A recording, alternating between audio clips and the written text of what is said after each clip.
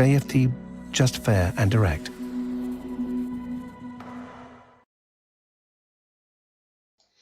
Okay, hello and welcome everyone. Welcome to JFD Traders Tea Time with me, Darius Anucauskas. Today is the 22nd of January 2021. So yep, welcome everyone. Welcome to this Friday's afternoon session where we're going to have a very quick look at the markets, a few of the charts, some of the charts that we looked at this morning, just to see how everything's getting along, and some new ones of course. But as always, before we do that, let's quickly have a read through our risk disclaimer. So the content we produce does not constitute investment advice or investment recommendation, should not be considered as such, and does not in any way constitute an invitation to acquire any financial instrument or product.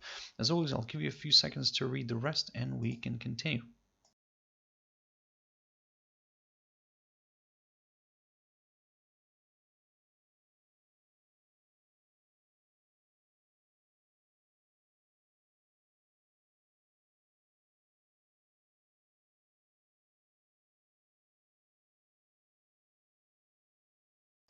Okay, so now then, just before we jump into the charts, quick mentioning of our JFD YouTube channel, to which you can always subscribe to in order not to miss any of our upcoming videos, and of course our JFD Bank website, and specifically our JFD research page, which we also update on a daily basis. So yep, feel free to visit us here on jfdbank.com and click on the research tab right there on the top. So now then guys, jumping into the charts. Now the first one I want to pick up on is the German index DAX. So yeah, basically the index is did initially drop lower. Initially it fell below that 13,795 territory that I talked about, but as you can see, it kind of quickly reversed back to the upside, yep, it seems that the bulls are not really willing to give up here. However, it seems that they don't have enough strength even to push the index back above this downside line. Of course, the market is still open. We still have a few hours left here of trading, but of course, let's be very careful and cautious, and let's see how this is going to play out, because if this is going to stay here somewhere below this downside line but above the 21-day EMA, then I'm going to stick I'll stay to the neutrality. I'll stay neutral.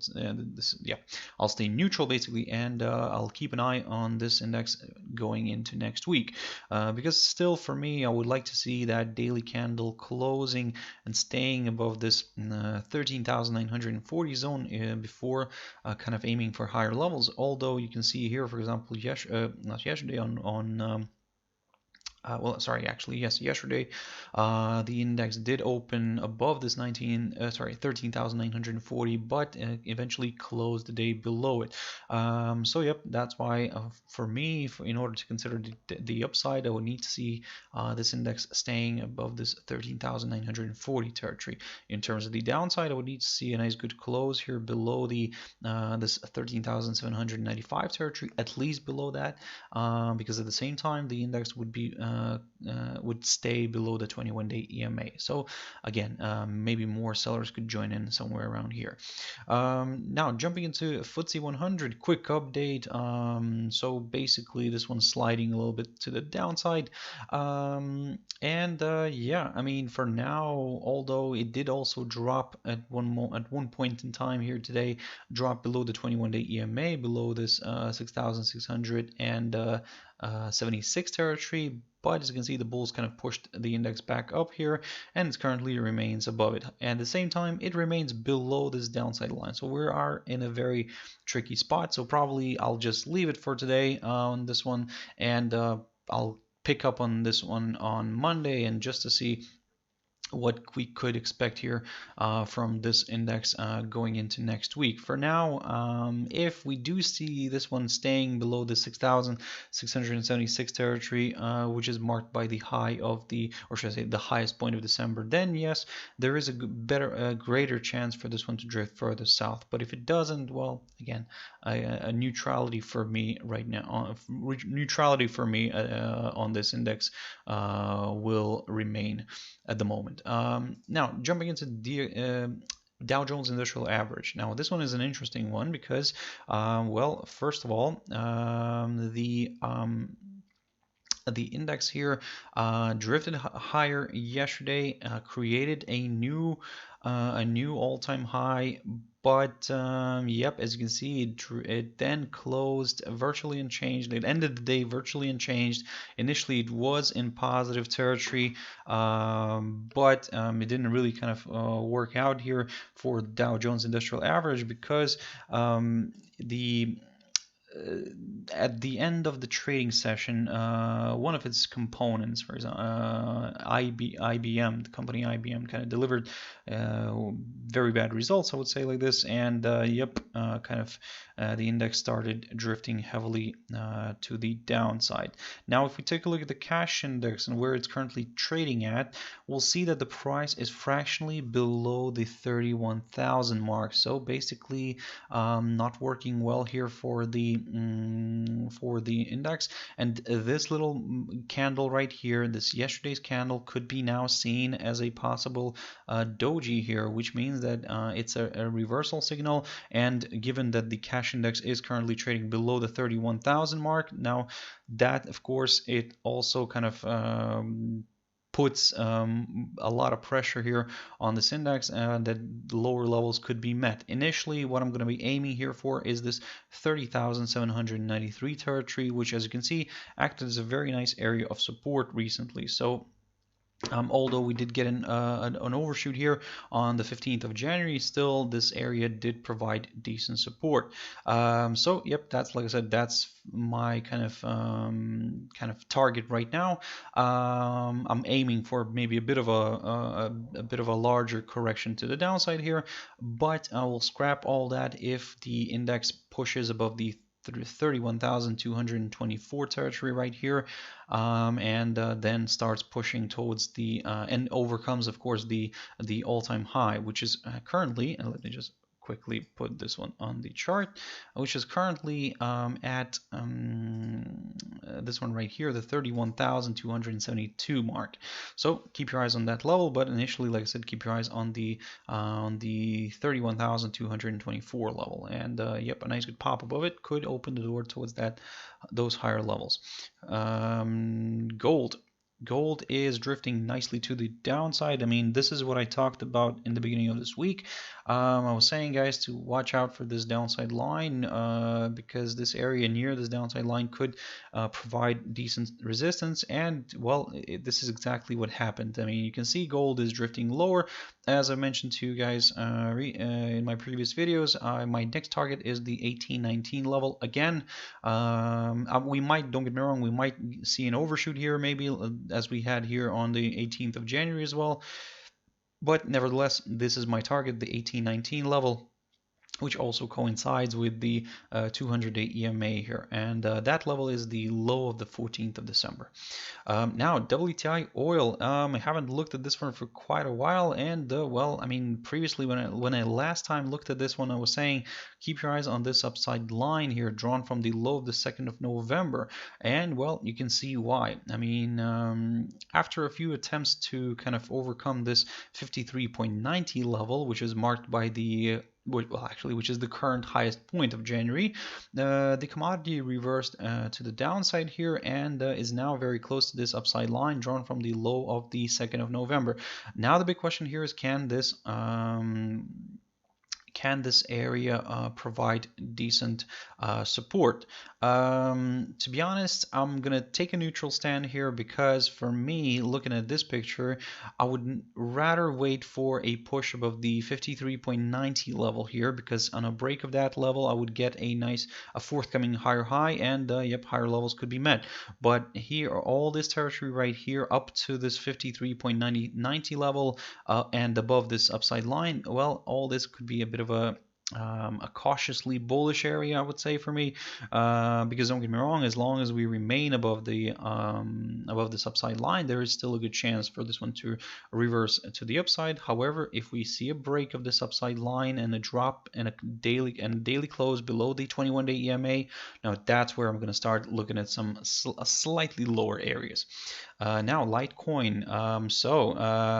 If you remember this week, I talked about this idea where I was saying that in a way, Litecoin could be potentially forming here a bearish flag, which of course tends to break to the downside, given the name, of course. And you can see, yep, that happened. Exactly that happened. So the price dropped lower, and one of the levels that I was talking about was this 138.17 level right here. Sorry, 138.17. That got broken, and yep, my next target was this 125.95 level, which we managed to reach perfectly, and it also acted as a nice area of support. So from where the crypto is now rebounding. However, let's keep an eye on the 21-day EMA, and if the price remains below this 21-day EMA here shown as the yellow line, then well, another round of selling here could be possible, where my next target could be this 112.75 territory, and then we would take it from there. Now, jumping into a few pairs very quickly, AUDUSD. So this week I talked about this one, and I talked about this pair last week as well. Basically, what I was saying, that I'm keeping an eye on this downside line drawn from the high of the 7th of January here. You can see that yesterday we came close to testing that downside line, but it failed to push further north here, and today we're seeing a nice reversal. So in a way, we can say that yes, the short-term trend is to the downside because this downside line is still intact. Of course, yes, that could be the case. However, for me to get excited with the downside, I would prefer to see a drop below the 0.7640 territory right here, because it previously acted as a good area of resistance and support as well. And at the same time, if we do get already a drop below this area, then well, the rate would already be placed below the 21-day EMA, which some might see as a bearish indication, and then further declines could be possible. So in other words, guys, for now I'm keeping an eye on this 21-day EMA, because as you can see, it somehow continues to provide this kind of good support. But if that gets broken and the rate falls then below the 0.7640 territory, now that's where it could become very, very interesting for more sellers. USDJPY, now this one is a tricky one. Recently when I talked about USDJPY, what I was saying that if it drops below the 21-day EMA, then there is a good chance for this one to drift lower. It did drift lower yesterday. However, it didn't really move far from this 21-day EMA, and as we can see today, it's actually once again traveling above this 21-day EMA. However, although everything is kind of looking quite interesting here, we are still trading below this downside line. So this downside line is drawn from the high of the 24th of March here, and in a way, as long as this downside line continues to provide resistance, well, I mean, we cannot really do anything here with the upside. Now, on the other side, some of you might say that maybe this is now forming a possible bullish flag here, or this from the short-term perspective. Yes, it could be the case, but nevertheless, still the same game plan would remain. We would need to see a break through first of all, through the upper side of this little flag. And if you're not really sure what I'm talking about, this is the little idea that I'm referring to. So basically, we could be seeing here as this area as a nice pole. This could be our little kind of bullish flag here, and even so, guys, I mean, even if you're considering that, we would still need to see a break of the upper side of the flag here, and ideally for me, still the area after a break of which I would consider higher levels would come on after this 104.40 level is broken. So a nice good break above the 104.40 will confirm a forthcoming higher high, and yep, it may also place the rate above the 100-day EMA, and maybe some bulls could see this as a nice indication to step in. So again, I'll be on the safe side here because we kept getting these tests of this downside line, but we cannot really overcome it. But if we finally overcome this one and we push above the 104.40 level, now that's where it could become very interesting.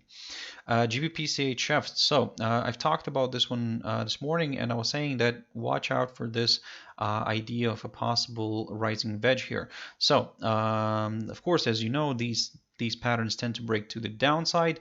And you can see today we already had a violation of that side here, of the lower side of this pattern.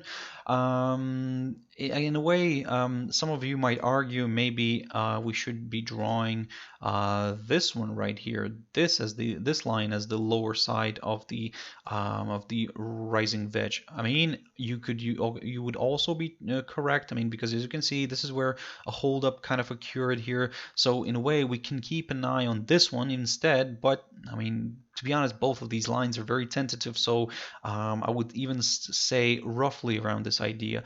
Roughly around this area. So this idea still is in play. I'm still looking at this as a potential rising wedge. However, what I've mentioned to you guys as well, that despite all that, despite all these lines, still for me to a level after break of which I would get a little bit more comfortable with lower areas would come on a break of this 1.2055 zone right here, marked by the low of the 18th of January, and that's actually the current lowest point of this week.